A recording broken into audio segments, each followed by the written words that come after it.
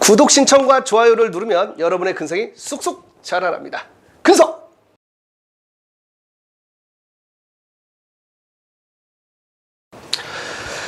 자, 여러분 안녕하세요. 근성을 통해서 여러분의 수학과 인생을 바꾸어드리는 나티베 수학선생님입니다. 나티베 근성학 특강, 오늘의 주제는 뭐냐면 분노를 피하는 방법입니다. 분노를 피하는 방법. 분노를 다스리는 방법이라고 하려고 했는데 분노를 다스린다는 건 말이 안 돼요. 왜? 그걸 다스린다면 거의 신이죠. 신이야. 근데 그럴 수 없다는 얘기야. 그렇다면 그 차선책은 무엇일까 고민을 해봤습니다. 우리 학생들이 공부할 때 분노를 느낄 때가 있을까? 특히 수학 문제 풀다가 어떤 때 분노를 느끼죠? 해설지를 봐도 뭔 말인지 몰라. 인강을 듣다가 선생님이 하시는 말이 이해가 안 돼. 그때 분노를 느끼고 심한 친구는 뭐 모니터를 부시기도 하고 책을 찍기도 하고 그럴 겁니다. 그럼 도대체 분노라는 감정을 왜 느낄까요? 한마디로 내 배짱대로 안 됐을 때 사람은 분노를 느껴요. 근데 그 분노 주머니가 있어요. 그 분노 주머니가 있어서 어떤 사람은 좀 넉넉해. 그래서 웬만큼 건들면은 분노를 느끼지 않습니다. 근데 어떤 사람은 분노 주머니가 너무 작아. 조금만 터치를 해도 뻥 터져버리면서 분노 조절 장애. 어쩌면 여러분과 제가 또 그런 사람일 수도 있어요. 그러니까 분노를 느낄 때 두 가지의 위치에 있는 것 같아요. 내가 갑의 위치에 있어. 내가 좀 더 위에 있어. 그러면 상대방을 힘으로 누르고 싶은 생각이 들어요. 우리는 그것을 흔히 갑질이라고 하죠. 그래서 힘이 많은 센 사람들이 뭐 이렇게 분노를 느끼면 뭐 땅콩을 던지기도 하고 뭐 이상한 짓 하잖아요. 분노 조절이 안 되는 거죠. 근데 을의 위치에 있어. 을의 위치에 있으면은 그게 스트레스가 돼요. 엄마들이 이제 여러분을 혼낼 때 그냥 이 사건만 갖고 혼내면 좋은데 10년 전에 과거부터 소환해서 너는 이게 문제고 이게 문제고 이게 문제고 넌 쓰레기야 이렇게 돼버린단 말이야. 이게 분노 조절에서 우리가 힘듦을 느끼는 게 바로 이건 것 같아요. 그러면 자, 결론 어떻게 하면 이 분노를 피할 수 있을까? 선생님이 정답을 이미 말했어요. 분노를 피할 수 있을까요? 선생님도 이 서울에서 운전을 하다 보면 길게 신호대기를 하고 있는데 갑자기 튀어나와서 앞으로 들어갈 때 화날 때는 그냥 정말 이대로 받아버리고 싶은 생각이 있어요. 아니, 또 또라이 아닙니다. 그런 생각은 할 수 있어. 근데 그러진 않죠. 그걸 실천하면 그건 또라이지, 그렇죠? 근데 대한민국의 가장 큰 문제가 뭐죠? 대한민국의 가장 큰 문제는 사람이 너무 많아. 특히 수도권에 너무 많다 보니까 사람 귀한 줄을 몰라요. 막대한단 말이야. 힘이 있으면 힘이 없는 사람에게 갑질을 하고요. 힘이 없으면 힘이 있는 사람을 비난하면서 저 언제 걸리기만 해봐라 하다가 이상한 사람들 뭐 불 지르고 나오는 사람을 칼로 찌르기도 하고 이런 일들이 발생하고 합니다. 근데 여러분이 이 생각을 버리는 게 제일 중요해. 상대방도 나와 같을 것이다 라는 생각을 버려야 돼요. 상대방도 나와 같을 것이다 라는 생각을 버리지 않으면 더 힘들어져. 말하지 않아도 알 것이다. 말하지 않으면 몰라요. 특히 가족 사이에서 우리가 분노를 느꼈을 때 정말 힘들잖아요. 부모님이 나한테 싫은 소리를 했어. 그때 어떻게 해야 될까? 그때 어떻게 될까? 그냥 꾸역꾸역 참고 있다가 한 번에 폭발하면 그때는 뭐 이런 얘기 하잖아요. 뭐 비 온 뒤에 땅이 더 굳어진다. 인간의 감정에서는 그러지 않습니다. 깨진 유리창의 법칙이에요. 한 번이라도 금이 나가면 한 번이라도 금이 가면은 그걸 다시 메꿀 수가 없어요. 강력분들은 붙여지지 않아요. 그러니까 남녀 간의 관계에서도 널 만나고 막 정우성 그러잖아. 널 만나고 되는 일이 없어. 가버려. 예전에 CF 있었단 말이에요. 그건 CF 얘기야. 널 만나고 되는 일이 없었어. 이게 뭐예요? 이미 화가 난 상태에서는 입에서 독이 나오는 거야. 부모님한테 이런 얘기를 한 친구가 있을 수도 있습니다. 이럴 거면 왜 낳았어? 얼마나 나쁜 말이야. 그거 지나가서 후회한단 말이야. 하지만 그걸 되돌릴 수 없어요. 부부간에도 그럴 수 있죠. 아야, 우리 헤어져. 한 번이라도 그런 얘기를 하고 나면 그때부터 사람은 대비를 하게 됩니다. 하지 말아야 할 이야기들이 있어요. 선생님도 마찬가지야. 너무 속상하고 화가 나면 입에서 독이 나와요. 정말로. 근데 그러면 이걸 다스릴 수 있다면 얼마나 좋겠습니까? 근데 분노는 다스린다면 그건 거의 신이죠, 신. 토르도 분노를 다스리지 못하잖아요. 예? 스포니까 더 이상 얘기하지 않겠는데, 그러면 이 분노, 정답은 아까 말했습니다. 분노는 뭐 하는 거야? 다스리는 게 아니라 피해야 될 감정이다. 피해야 된다. 수많은 정신과 의사들이나 뭐 이렇게 심리치료사들이 분노를 다스리는 방법 보면은 뭐 분노를 다스리는 10가지 방법 해가지고 숫자를 열 받았는데 숫자 세고 자빠졌어요? 그거 안 됩니다, 그거. 이해되시죠? 뭐 자신의 감정을 관찰해라. 뭐 이런 것들이 있어요. 공자님 말씀이죠. 제가 본 놀라운 일 중에 하나가 뭐냐면 감정에 대해서는 가장 잘 다스리는 분들이 프로파일러라고 할까요? 프로파일러. 뭔지 알죠? 그 사이코패스나 이런 사람들, 이렇게 범죄 심리학자들인데, 이분도 화나니까 부부싸움할 때 자기 감정이 통제가 안 되고요. 심지어는 토론하면서 본인이 더 화를 내.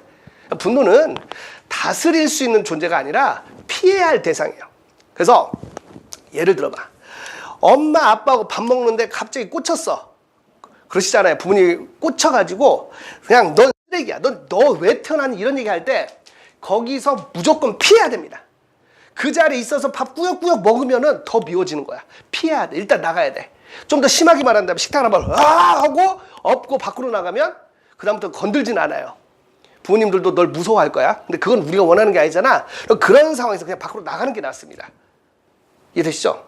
그러니까 이성 교제를 할 때도 마찬가지야. 이게 남자의 뇌하고 여자의 뇌가 좀 달라요.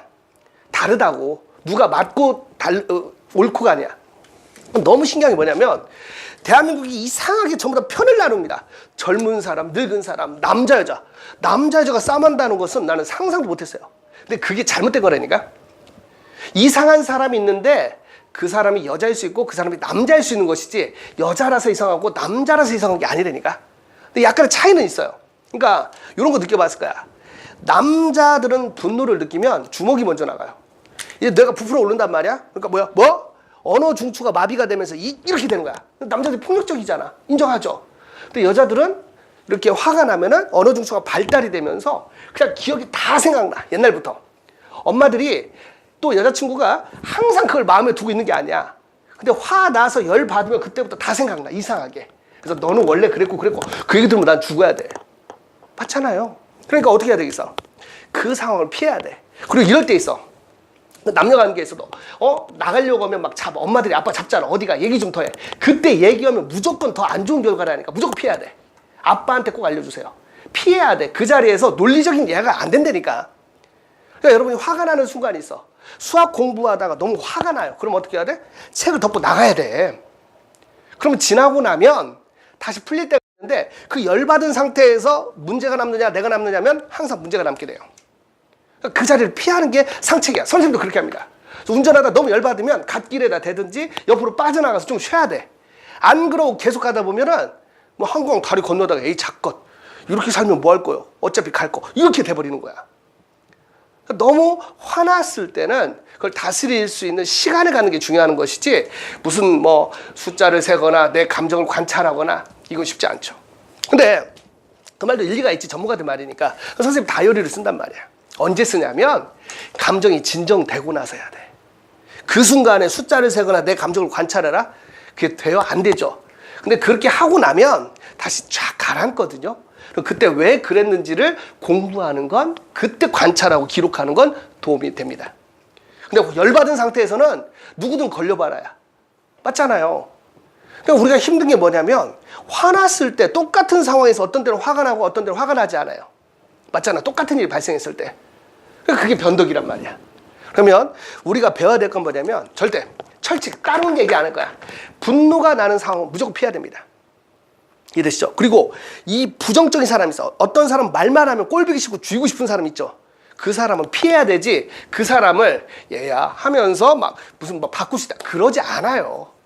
부정적인 사람 분노가 느끼는 순간은 피하는 것이 상책입니다. 공부하다가 문제가 안 풀리면 잠시 쉬어야 돼.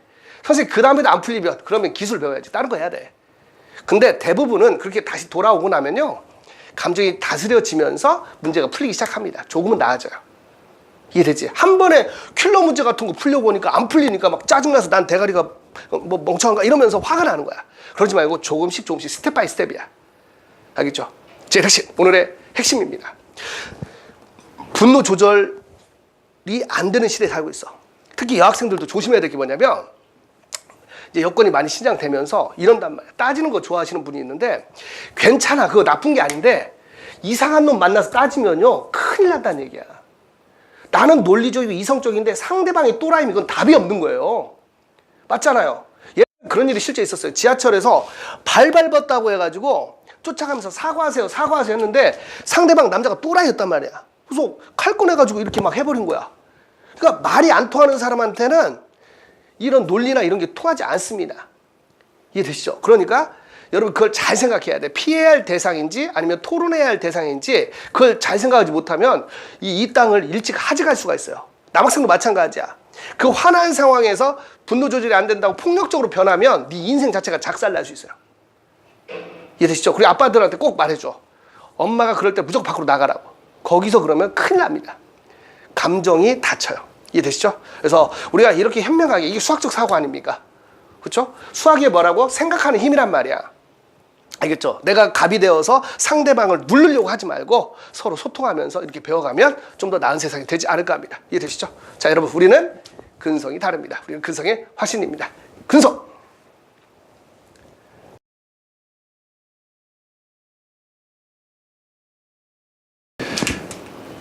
여러분, 본인이 흙수저라고 생각하면 본인은 흙수저를 가진 사람이 됩니다. 그러나 본인이 다이아몬드 수저라고 생각하면 우리는 다이아몬드 수저입니다.